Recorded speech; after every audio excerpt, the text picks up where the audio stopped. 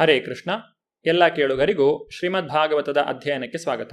ಶ್ರೀಮದ್ ಭಾಗವತದ 8ನೆಯ ಸ್ಕಂದದಲ್ಲಿ ಅಸುರರಿಂದ ಬಾಧಿತರಾಗಿರುವಂತಹ ದೇವತೆಗಳು ಬ್ರಹ್ಮನ ಮುಖಂಡತ್ವದಲ್ಲಿ ದೇವೋತ್ತಮ ಪರಮಪುರುಷನ ಸ್ತುತಿಯನ್ನು ಮಾಡುವುದರ ಕುರಿತಾಗಿ ನಾವು ತಿಳಿದುಕೊಳ್ಳುತ್ತಿದ್ದೇವೆ. ಕರ್ಮಿಗಳು ಯಾವಾಗಲೂ ತಮ್ಮ ಇಂದ್ರಿಯ ಸುಖಕ್ಕಾಗಿ ಧನ ಸಂಗ್ರಹ ಮಾಡಲು ಕುತೂಹಲ ಪಡುತ್ತಾರೆ. ಆದರೆ ಅದಕ್ಕಾಗಿ ಅವರು ಬಹಳ ಕಷ್ಟದ ಕೆಲಸವನ್ನು ಮಾಡಬೇಕಾಗುವುದು. ಆದರೂ ಅವರು ಕಠಿಣ ಶ್ರಮದ ಕೆಲಸ ಮಾಡಿದರೂ ಫಲಿತಾಂಶಗಳು ತೃಪ್ತಿಕರವಾಗಿರುವುದಿಲ್ಲ. ನಿಜವಾಗಿಯೂ ಕೆಲವು ಸಂದರ್ಭಗಳಲ್ಲಿ ಅವರ ಕೆಲಸವು ವಿಫಲತೆಯಲ್ಲಿ ಮಾತ್ರವೇ ಪರಿಣಮಿಸುತ್ತದೆ. ಆದರೆ ತಮ್ಮ ಜೀವನವನ್ನು ಭಗವಂತನ ಸೇವೆಗಾಗಿ ಅರ್ಪಿಸಿಕೊಂಡ ಭಕ್ತರು ಕಠಿಣ ಶ್ರಮದಲ್ಲಿ ದುಡಿಯದೆಯೇ ಸಾರಭೂತವಾದ ಫಲಿತಾಂಶಗಳನ್ನು ಪಡೆಯಬಲ್ಲರು. ಈ ಫಲಿತಾಂಶಗಳು ಭಕ್ತನ ನಿರೀಕ್ಷೆಯನ್ನು ಮೀರಿರುತ್ತವೆ. ಕೃಷ್ಣ ಪ್ರಜ್ಞೆಯ ಆಂದೋಲನದಲ್ಲಿ ಭಗವಂತನ ಸೇವೆಗಾಗಿ ತಮ್ಮ ಜೀವನಗಳನ್ನು ಸಮರ್ಪಿಸಿಕೊಂಡಿರುವ ಭಕ್ತರು ಬಹು ಕಠಿಣವಾಗಿ ದುಡಿಯದೆಯೇ ದೇವೋತ್ತಮ ಪರಮಪುರುಷನ ಸೇವೆಗೆ ಅಪಾರವಾಗಿ ಸದವಕಾಶಗಳನ್ನು ಹೇಗೆ ಪಡೆಯುತ್ತಿದ್ದಾರೆ ಎಂಬುದನ್ನು ನಾವು ಪ್ರಾಯೋಗಿಕವಾಗಿಯೇ ಕಾಣಬಲ್ಲೆವು. ದೇವೋತ್ತಮ ಪರಮಪುರುಷನಿಗೆ ಅರ್ಪಿತವಾದ ಕರ್ಮಗಳು ಸಣ್ಣ ಪ್ರಮಾಣದಲ್ಲಿ ಮಾಡಿದವುಗಳಾದರೂ ಎಂದೂ ವ್ಯರ್ಥವಾಗಲಾರದು. ದೇವೋತ್ತಮ ಪರಮಪುರುಷನು ಪರಮಪಿತನಾಗಿದ್ದು ಸ್ವಾಭಾವಿಕವಾಗಿ ಅತ್ಯಂತ ಪ್ರೀತಿಯುಳ್ಳವನು ಮತ್ತು ಜೀವಿಗಳ ಒಳಿತಿಗಾಗಿ ಕಾರ್ಯ ಮಾಡಲು ಸದಾ ಸಿದ್ಧನಾಗಿರುವನು. ಭಗವದ್ಗೀತೆಯಲ್ಲಿ ಶ್ರೀಕೃಷ್ಣನು ಈ ರೀತಿಯಾಗಿ ನುಡಿದಿದ್ದಾನೆ: ಸ್ವಲ್ಪಮಪ್ಯಸ್ಯ ಧರ್ಮಸ್ಯ ತ್ರಾಯತೆ ಮಹತೋ ಭಯಾತ್. ಭಕ್ತಿ ಸೇವಾರೂಪದ ಈ ಧರ್ಮವು ಅದೆಷ್ಟು ಮಹತ್ವವುಳ್ಳದ್ದೆಂದರೆ ಇದನ್ನು ಬರೇ ಸ್ವಲ್ಪ ಮಾತ್ರ, ಅಂದರೆ ಪೂರ್ಣವಾಗಿ ಅಲಕ್ಷಿಸಬಹುದಾದಷ್ಟು ಆಚರಿಸಿದರೂ ಅದು ವ್ಯಕ್ತಿಗೆ ಪರಮಫಲವನ್ನು ನೀಡಬಲ್ಲದು. ಭಗವಂತನಿಗೆ ಸಲ್ಲಿಸಲಾದ ಅತ್ಯಲ್ಪ ಸೇವೆ ಕೂಡ ಜೀವಿಯನ್ನು ಮಹಾ ಅಪಾಯದಿಂದ ಪಾರು ಮಾಡಿರುವ ಅನೇಕ ಉದಾಹರಣೆಗಳು ಲೋಕದ ಇತಿಹಾಸದಲ್ಲಿದೆ. ಉದಾಹರಣೆಗೆ, ದೇವೋತ್ತಮ ಪರಮಪುರುಷನು ಅಜಾಮಿಳನನ್ನು ನರಕಕ್ಕೆ ಹೋಗುವ ಮಹಾ ಅಪಾಯದಿಂದ ಪಾರುಗೊಳಿಸಿದನು. ಅವನು ತನ್ನ ಪ್ರಾಣಾಂತಿಕ ಸಮಯದಲ್ಲಿ ನಾರಾಯಣ ಎಂಬ ಬರಿಯ ನಾಮೋಚ್ಚಾರಣೆಯನ್ನು ಮಾಡಿದುದರಿಂದ ಉದ್ಧಾರಗೊಂಡನು. ಭಗವಂತನ ಪಾವನ ನಾಮವಾಗಿರುವ ನಾರಾಯಣ ಎಂಬುದನ್ನು ಅಜಾಮಿಳನು ಉಚ್ಚಾರ ಮಾಡಿದಾಗ ಅವನು ತಿಳಿದು ಉಚ್ಚಾರಣೆ ಮಾಡಿರಲಿಲ್ಲ. ವಾಸ್ತವವಾಗಿ ಅವನು ನಾರಾಯಣ ಎಂಬ ಹೆಸರಿನ ತನ್ನ ಕಿರಿಯ ಮಗನನ್ನು ಕರೆಯುತ್ತಿದ್ದನು. ಹಾಗಾದರೂ ಭಗವಾನ್ ನಾರಾಯಣನು ಈ ನಾಮೋಚ್ಚಾರಣೆಯನ್ನು ಗಂಭೀರವಾಗಿ ಪರಿಗ್ರಹಿಸಿಕೊಂಡನು. ಇದರಿಂದ ಅಜಾಮಿಳನು ಅಂತೆ ನಾರಾಯಣ ಸ್ಮೃತಿ, ಪ್ರಾಣಾಂತಿಕದ ವೇಳೆಯಲ್ಲಿ ಮಾಡಿದ ನಾರಾಯಣ ಸ್ಮರಣೆಯ ಫಲವನ್ನು ಪಡೆದುಕೊಂಡನು. ವ್ಯಕ್ತಿಯು ಪ್ರಾಣದ ಕೊನೆಗಾಲದಲ್ಲಿ ಹೇಗೆಯೇ ಆಗಲಿ ನಾರಾಯಣನ, ಶ್ರೀಕೃಷ್ಣನ ಅಥವಾ ಶ್ರೀರಾಮನ ಪಾವನ ನಾಮವನ್ನು ಸ್ಮರಿಸಿದರೆ ಒಡನೆಯೇ ಭಗವದ್ಧಾಮಕ್ಕೆ ಹಿಂದಿರುಗುವ ದಿವ್ಯ ಫಲಿತಾಂಶವನ್ನು ಪಡೆಯುವನು. ದೇವೋತ್ತಮ ಪರಮಪುರುಷನು ಮಾತ್ರವೇ ವಾಸ್ತವಿಕವಾಗಿ ನಮ್ಮ ಪ್ರೇಮದ ಲಕ್ಷ್ಯವಾಗಿರುತ್ತಾನೆ. ನಾವು ಈ ಭೌತಿಕ ಜಗತ್ತಿನಲ್ಲಿ ಇರುವ ತನಕ ಪೂರೈಸಿಕೊಳ್ಳತಕ್ಕ ಎಷ್ಟೋ ಅಭಿಲಾಷೆಗಳು ನಮಗಿರುತ್ತವೆ. ಆದರೆ ನಾವು ದೇವೋತ್ತಮ ಪರಮಪುರುಷನ ಸಂಪರ್ಕಕ್ಕೆ ಬಂದಾಗ, ಎಳೆಯ ಮಗು ತನ್ನ ತಾಯಿಯ ತೊಡೆಗೆ ಬಂದಾಗ ಹೇಗೆ ಪೂರ್ಣ ತೃಪ್ತಿಯನ್ನು ತಾಳುವುದೋ ಅದೇ ರೀತಿಯಲ್ಲಿ ಒಡನೆಯೇ ಪರಿಪೂರ್ಣರೂ ಪೂರ್ಣತೃಪ್ತರೂ ಆಗುತ್ತೇವೆ. ಧ್ರುವ ಮಹಾರಾಜನು ವ್ರತ ತಪಸ್ಸುಗಳ ಮೂಲಕ ಅಲ್ಪ ಭೌತಿಕ ಫಲವನ್ನು ಪಡೆಯುವುದಕ್ಕಾಗಿ ಕಾಡಿಗೆ ತೆರಳಿದನು. ಆದರೆ ವಾಸ್ತವವಾಗಿ ದೇವೋತ್ತಮ ಪರಮಪುರುಷನನ್ನು ಕಂಡಾಗ ಆತನು ಈ ರೀತಿಯಾಗಿ ನುಡಿದನು: ನನಗೆ ಭೌತಿಕ ಅನುಗ್ರಹ ಯಾವುದೂ ಬೇಕಾಗಿಲ್ಲ, ನಾನು ಸಂಪೂರ್ಣ ತೃಪ್ತನಾಗಿದ್ದೇನೆ.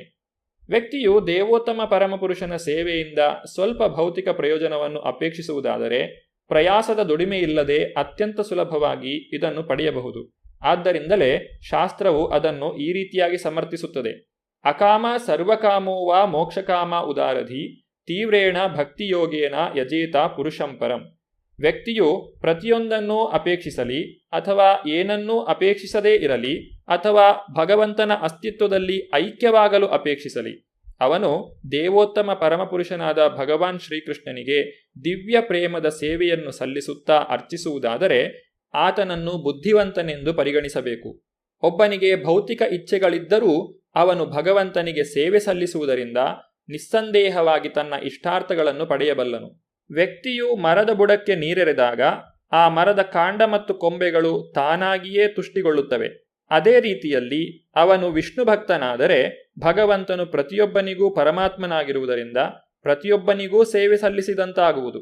ಪದ್ಮಪುರಾಣದಲ್ಲಿ ಹೇಳಿರುವಂತೆ, ಆರಾಧನಾನಾಂ ಸರ್ವೇಷಾಂ ವಿಷ್ಣುರ್ ಆರಾಧನಂ ಪರಂ ತಸ್ಮಾತ್ ಪರತರಂ ದೇವಿ ತದೀಯಾನಂ ಸಮರ್ಚನಂ.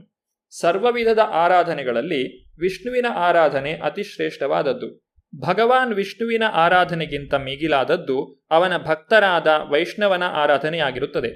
ಯಥಾ ತರೋರ್ಮೂಲ ನಿಷೇಚನೇನ ತೃಪ್ಯಂತಿ ತತ್ಸ್ಕಂಧ ಭುಜೋಪಶಾಖ ಪ್ರಾಣೋಪಹಾರಾಶ್ಚ ಯಥೇಂದ್ರಿಯಾಣಂ ತಥೈವ ಸರ್ವಾಹರಣಮಚ್ಯುತೇಜ್ಯ.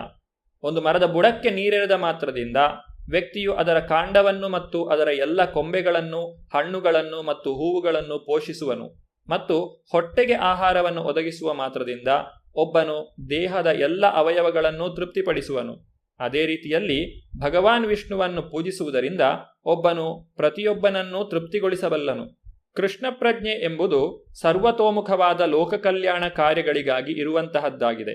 ದೇವತೆಗಳು ತಮ್ಮ ಪ್ರಾರ್ಥನೆಯನ್ನು ಮುಂದುವರಿಸುತ್ತಾರೆ. ನನ್ನ ಪ್ರಭುವೆ, ಭೂತ, ವರ್ತಮಾನ ಮತ್ತು ಭವಿಷ್ಯತ್ ಎಂಬ ಕಾಲದ ಪರಿಮಿತಿಗಳಿಗೆ ಅತೀತನಾಗಿರುವ, ಶಾಶ್ವತನಾಗಿರುವ ನಿನಗೆ ಸರ್ವ ನಮಸ್ಕಾರಗಳು. ನೀನು ನಿನ್ನ ಕೆಲಸಗಳಲ್ಲಿ ಊಹಾತೀತನಾಗಿರುವೆ.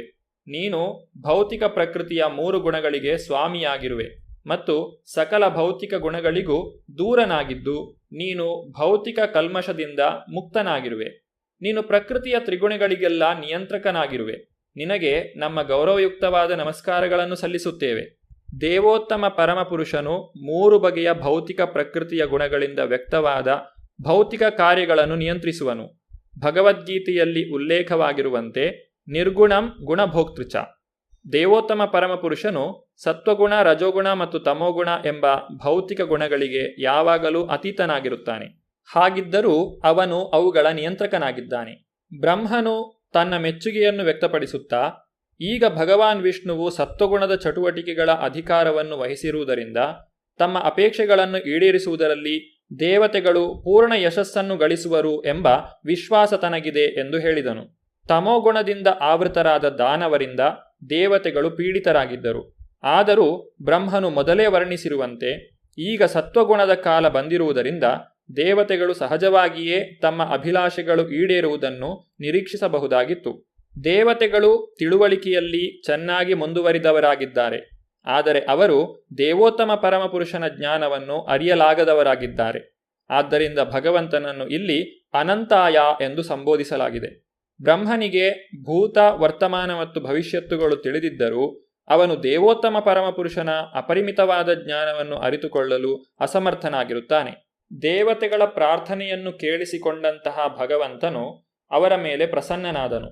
ಹಾಗಾಗಿ ಅಲ್ಲಿ ಅವನು ಪ್ರತ್ಯಕ್ಷನಾದನು. ಭಗವಂತನ ಅಲೌಕಿಕ ದೇಹದ ಕಾಂತಿಯು ದೇವತೆಗಳ ಕಣ್ಣು ಕೋರೈಸುವಂತಿತ್ತು.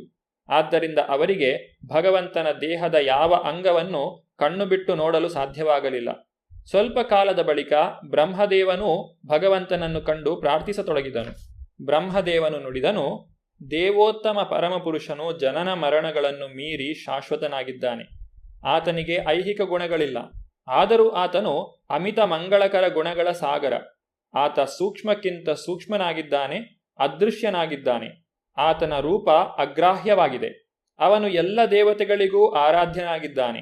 ಆತನ ರೂಪದಲ್ಲಿ ಅಸಂಖ್ಯ ವಿಶ್ವಗಳು ಅಡಕವಾಗಿವೆ. ಆದ್ದರಿಂದಲೇ ಆತನು ಕಾಲ, ದೇಶ, ಸನ್ನಿವೇಶಗಳಿಂದ ಎಂದೂ ಈ ವಿಶ್ವಗಳಿಂದ ಬೇರ್ಪಟ್ಟಿಲ್ಲ. ಆತ ಪ್ರಮುಖನೂ ಪ್ರಧಾನನೂ ಆಗಿದ್ದಾನೆ. ಈ ಪ್ರಾಪಂಚಿಕ ಸೃಷ್ಟಿಯ ಆದಿ, ಮಧ್ಯ, ಅಂತ್ಯಗಳು ಆತನೇ ಆಗಿದ್ದಾನೆ. ದೇವೋತ್ತಮ ಪರಮಪುರುಷನು ಬಹಿರಂಗ ಶಕ್ತಿಯ ಮೂಲಕ ಸಕಲ ಪ್ರಾಪಂಚಿಕ ಅಭಿವ್ಯಕ್ತಿಯನ್ನು ನಿಯಂತ್ರಿಸುವನು. ಆ ಶಕ್ತಿಯು ಆತನ ಅಧೀನವಾದ ನಿಯೋಗವಾಗಿದೆ. ಭಗವಂತನು ಅಚಿಂತ್ಯವಾದ ಅಲೌಕಿಕ ಸ್ಥಾನದಿಂದಾಗಿ ಸದಾ ಪ್ರಾಪಂಚಿಕ ಶಕ್ತಿಯ ಪ್ರಭುವಾಗಿದ್ದಾನೆ. ದೇವೋತ್ತಮ ಪರಮಪುರುಷನು ತನ್ನ ನಾನಾ ರೂಪಗಳಿಂದ ಈ ಲೌಕಿಕ ಜಗತ್ತಿನಲ್ಲೂ ಸದಾ ನೆಲೆಸಿರುತ್ತಾನೆ. ಆದರೆ ಲೌಕಿಕ ಗುಣಗಳು ಅವನನ್ನು ಸ್ಪರ್ಶಿಸಲಾರವು. ಅವನು ಭಗವದ್ಗೀತೆಯಲ್ಲಿ ನೀಡಿದ ಉಪದೇಶಗಳಿಂದ ಮಾತ್ರ ಅವನ ಸ್ಥಾನವನ್ನು ಅರಿಯಬಹುದಾಗಿದೆ. ದದಾಮಿ ಬುದ್ಧಿಯೋಗಂ ತಂ ಎಂದು ಭಗವದ್ಗೀತೆಯಲ್ಲಿ ಹೇಳಲಾಗಿದೆ. ಬುದ್ಧಿಯೋಗ ಎಂದರೆ ಭಕ್ತಿಯೋಗ. ಭಕ್ತಿಯೋಗದ ಪ್ರಕ್ರಿಯೆಯ ಮೂಲಕವೇ ದೇವೋತ್ತಮನಾದ ಭಗವಂತನನ್ನು ಅರಿಯಲು ಸಾಧ್ಯ. ಬ್ರಹ್ಮದೇವನು ಭಗವಂತನನ್ನು ಪ್ರಾರ್ಥಿಸಿದಾಗ ದೇವೋತ್ತಮ ಪರಮಪುರುಷನು ಪ್ರಸನ್ನನಾದನು. ಅವನು ಎಲ್ಲ ದೇವತೆಗಳಿಗೆ ಸಮರ್ಪಕ ಉಪದೇಶವನ್ನು ನೀಡಿದನು. ದೇವೋತ್ತಮ ಪರಮಪುರುಷನು ಅಜಿತ ಎಂದೇ ಪ್ರಸಿದ್ಧನಾಗಿದ್ದಾನೆ. ಅಂದರೆ ಯಾರೂ ಅವನನ್ನು ಗೆಲ್ಲಲಾಗದು ಎಂದರ್ಥ. ಅವನು ದಾನವರೊಂದಿಗೆ ಶಾಂತಿ ಸಂಧಾನದ ಪ್ರಸ್ತಾವ ಮಾಡಿಕೊಳ್ಳಬೇಕೆಂದು ದೇವತೆಗಳಿಗೆ ಸಲಹೆಯನ್ನು ನೀಡಿದನು. ಏಕೆಂದರೆ ಕದನ ವಿರಾಮವನ್ನು ರೂಪಿಸಿಕೊಂಡ ಬಳಿಕ ಸುರಾಸುರರು ಹಾಲ್ಗಡಲನ್ನು ಕಡೆಯಬಹುದು. ವಾಸುಕಿ ಎಂಬ ಮಹಾಸರ್ಪವೇ ಹಗ್ಗ, ಮಂದರ ಪರ್ವತವೇ ಕಡೆಗೋಲು. ಆ ಮಥನದಿಂದ ವಿಷವೂ ಉತ್ಪನ್ನವಾದೀತು. ಆ ಮಥನದಿಂದ ಇತರ ಅನೇಕ ಆಕರ್ಷಕ ವಸ್ತುಗಳೂ ಉತ್ಪನ್ನವಾದವು. ಆದರೆ ದೇವತೆಗಳು ಅಂತಹ ವಸ್ತುಗಳ ಆಕರ್ಷಣೆಗೆ ಒಳಗಾಗಬಾರದು. ಹೀಗೆಂದು ಭಗವಂತನು ಎಚ್ಚರಿಸಿದನು. ಸಮುದ್ರ ಮಥನದ ಮುಂದುವರಿದ ಭಾಗವನ್ನು ನಾವು ಮುಂದಿನ ಸಂಚಿಕೆಯಲ್ಲಿ ನೋಡೋಣ. ಧನ್ಯವಾದಗಳು. ಹರೇ ಕೃಷ್ಣ.